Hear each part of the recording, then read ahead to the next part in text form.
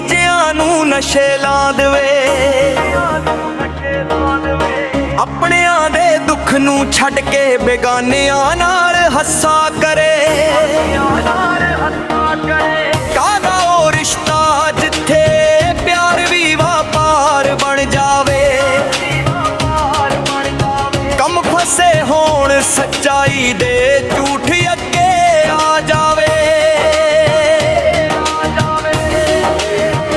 ਹੋ ਮਾਮਾ ਦੇਵੇ ਸਿੱਖਿਆ ਚੰਗੀ ਰਾਹ ਸੱਚ ਦਾ ਦਿਖਾਉਣ ਲਈ। ਲੋਕੀ ਇੱਜ਼ਤ ਰੱਖਦੇ ਨੇ ਕਰਦੀ ਲਾਜ ਬਚਾਉਣ ਲਈ। ਰੀਲਾ ਖਾਤਰ ਵੇਚਦੇ ਨੇ ਅੱਜ ਕੱਲ ਲੋਕ ਸ਼ਰਮਾਂ ਨੂੰ। ਪਹਿਲੀ ਵਿਊ ਲਈ ਭੁੱਲ ਜਾਂਦੇ ਮੁੱਲ ਆਪਣੇ ਕਰਮਾਂ ਨੂੰ।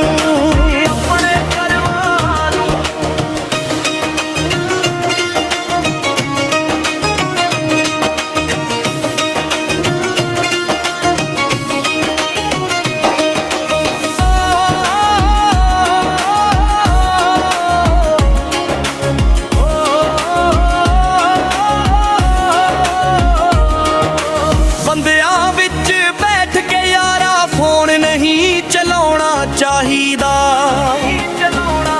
ਪਰਿਵਾਰ ਦੇ ਵੇਲੇ ਅੰਦਰ ਸੋਸ਼ਲ ਮੀਡੀਆ ਨਾਲ ਲਿਆਉਣਾ ਚਾਹੀਦਾ। ਰੋਟੀ ਛੱਡ ਕੇ ਮੈਗੀ ਖਾਣੀ ਏ ਕਿਹੜੀ ਸੋਚ ਬਣ ਗਈ। ਲੰਗਰਾਂ ਵਾਲੀ ਧਰਤੀ ਉੱਤੇ ਭੁੱਖ ਵੀ ਹੁਣ ਸਸਤੀ ਹੋ ਗਈ। ਸਾਰੀ ਕਹਾਣੀ ਚਮਕ ਦਿਖਾਵੇ ਅੰਦਰੋਂ ਖੋਖਲੀ ਦੁਨੀਆ। ਚੋਰਾਂ ਨਾਲ ਮਿਲ ਕੇ ਭੌਂਕਦੇ ਨੇ ਸੱਚ ਤੋਂ ਭੱਜਦੀ ਦੁਨੀਆ।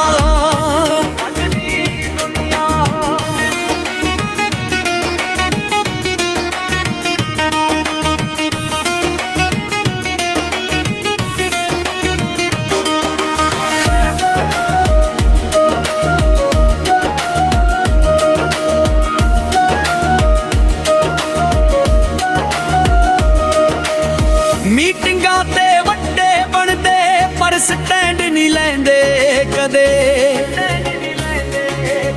ਧਰਮਾਂ ਦੇ ਨਾਮ ਤੇ ਲੜਦੇ ਅਸਲ 'ਚ ਸੱਚ ਨੂੰ ਛੱਡਦੇ। ਪਖੰਡੀਆਂ ਦੇ ਪਿੱਛੇ ਲੱਗ ਕੇ ਆਪਣੀ ਅੱਖਾਂ ਬੰਦ ਕਰ ਲਈਆਂ। ਸੱਚ ਸੁਣਨ ਤੋਂ ਡਰਦੇ ਨੇ ਝੂਠਾਂ ਨਾਲ ਹੀ ਸਾਂਝ ਕਰ ਲਈਆਂ।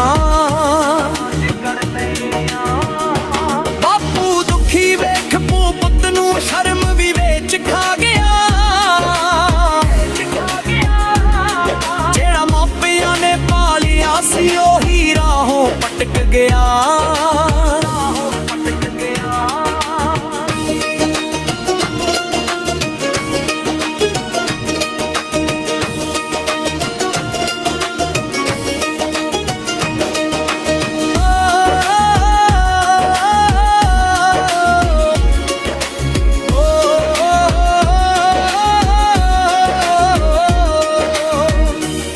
ਦੀ ਕਮਾਈ ਖਾਂਦੇ ਨੇ ਰੱਬ ਤੋਂ ਵੀ ਡਰ ਨਹੀਂ ਰਿਹਾ।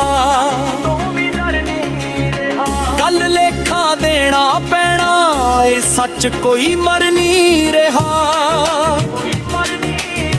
ਸ਼ਮਸ਼ਾਨਾਂ ਵਿੱਚ ਵੀ ਭੀੜ ਵੱਧ ਗਈ ਇਨਸਾਨੀਅਤ ਮਰਦੀ ਜਾਵੇ। ਜ਼ਿੰਦਗੀ ਦੇ ਅਖੀਰ ਵੇਲੇ ਵੀ ਲਾਲਚ ਨਾ ਛੱਡਿਆ ਜਾਵੇ।